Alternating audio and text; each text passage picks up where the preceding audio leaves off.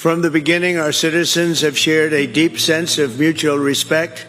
Founding Father Benjamin Franklin published the sayings of Confucius in his colonial newspaper. And today's sculpture, recognizing that ancient Chinese sage, is carved into the face of the United States Supreme Court very proudly. Over the past few years, I've encountered quite a few US scholars and influencers in my work. What never fails to surprise me is just how much they know about China, from its modern politics and economy to China's archaeology, philosophy, and even classics. Take, for example, China's oracle bone inscriptions. On oracle bones, the answer that you want to hear, one is 什么事情会过得很顺利？第二，就是因为它过得很顺利，它会给我带来幸福。That process actually is part of the Chinese spirit. Or the Chinese Taoism. Taoists, 顺其自然, 道法自然. We follow nature. Whatever happens naturally. The Wu Wei, exactly. So we let the hair grow out, very Wu Wei.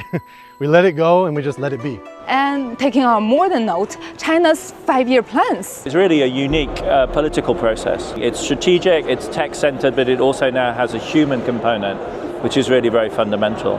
They lack that in the West in a really fundamental way. Today, as the China-US relationship tops the international headlines, those are the moments that immediately come to my mind.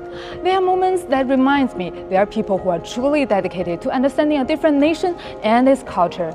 People who try to bridge the gap between our two very different societies. And I've spent a lot of time trying to think about how to explain it. I'm studying it, writing it, I'm explaining it, and I want it to change. Because I think that the early translations that became mainstream in the West are very skewed in perspective.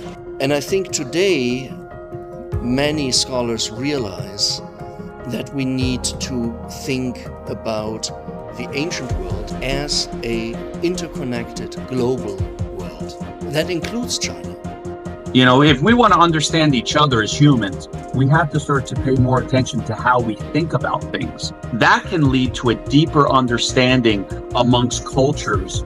Ultimately, of course, which could lead to mutual understanding and ideally harmony. Work very hard to build bridges, build people-to-people exchanges, and ensure that as many American students as possible are coming to China to better understand China. Embracing Chinese culture, further their Mandarin studies and cultural immersion in China. So in a very small way, every day we try and make a difference. It really reminds me of the saying, amity between people holds the key to sound relations between states. And that is especially true when it comes to China-US relationship, which is definitely one of the most important bilateral relationships in this world.